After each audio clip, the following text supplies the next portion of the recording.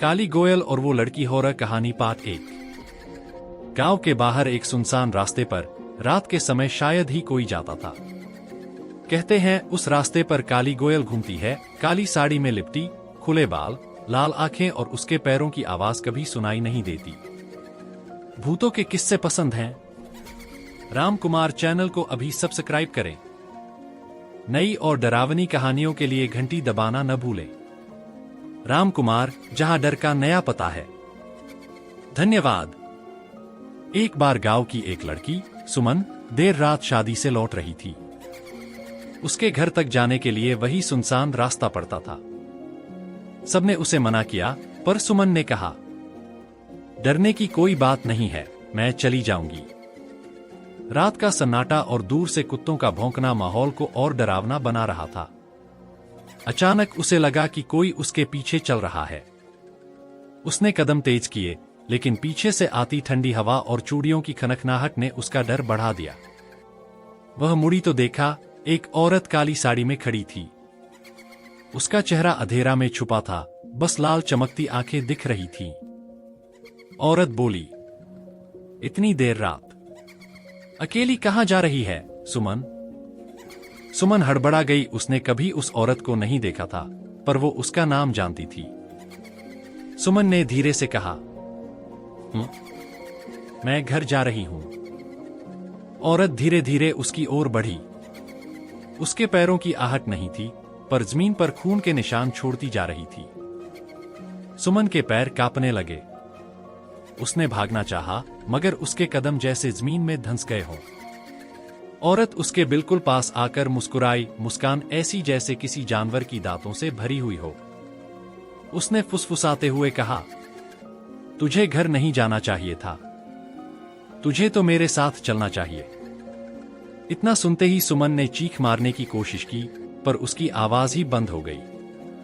अगली सुबह गांव वालों को सुमन का दुपट्टा उसी रास्ते पर पड़ा मिला, लेकिन सुमन कभी वापस नहीं आई। लोग कहते हैं अब उस सुनसान रास्ते पर सिर्फ काली गोयल ही नहीं, बल्कि वो लड़की की आत्मा भी घूमती है। सुमन के गायब होने के बाद गांव में दहशत फैल गई। लोग उस रास्ते से गुजरना तो दूर, पास जाना भी बंद कर चुके थे। लेकिन अजीब बात यह थी कि अब काली गोयल के साथ एक और छाया दिखने लगी थी, एक जवान लड़की की। गांव के बुजुर्ग कहते थे, वो लड़की सुमन ही है। अब उसकी आत्मा भी काली गोयल के कुजे में है। डरावनी रात। एक रात गांव का लड़का राजू अपने दोस्त को दवा देने के लिए उसी रास्ते से गुजरा। उसने सोचा ये सब अंधविश्वास है, मैं नहीं डरूंगा। लेकिन जैसे ही वो आधा रास्ता पार कर रहा था, उसे पीछे से किसी ने आवाज दी, राजू रुक जा। राजू ने पीछे देखा, वहां सुमन खड़ी थी।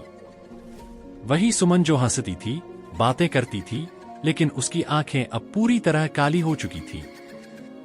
राजू कांपते हुए बोला, सुमन, तू यहां कैसे? सुमन ने धीमे से मुस्कुराया, उसके होंठों से खून टपक रहा था। उसने हाथ बढ़ाया और बोली, मेरे साथ चल, काली मां बुला रही है। मौत का खेल। राजू पीछे हटने ही वाला था कि अचानक अंधेरे से काली गोयल निकल आई। उसके बाल हवा में लहरा रहे थे और उसकी लंबी जीभ जमीन तक लटक रही थी।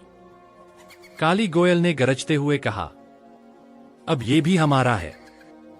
राजू ने चीखते हुए भागने की कोशिश की, पर उसके पैरों के नीचे की मिट्टी दलदल जैसी बन गई। सुमन और काली गोयल दोनों हंसने लगे। उनकी हंसी रात के सन्नाटे में गूंज उठी। अगली सुबह गांव वालों को फिर से वही दलदल मिला, पर इस बार उसमें राजू का जूता धंसा हुआ था। और बड़ा रहस्य, अब गांव वाले समझ गए कि काली गोयल अकेली नहीं, बल्कि हर शिकार को अपनी छाया बना लेती है, और हर शिकार की आत्मा उसके साथ मिलकर नए लोगों को बुलाने लगती है। अब सवाल यह है, काली गोयल कौन थी, और वो क्यों गांव के लोगों की आत्माओं को अपने साथ बांध रही थी? तो दोस्तों, कैसी लगी आज की कहानी? अगर आपको डरने में मजा आया तो राम कुमार चैनल को अभी सब्सक्राइब करें और घंटी दबाना न भूलें, ताकि हमारी कोई भी नई और डरावनी कहानी आपसे मिस न हो। मिलते हैं अगली बार एक और रोंगटे खड़े कर देने वाली कहानी के साथ। देखते रहिए रामकुमार, जहां डर का नया पता है।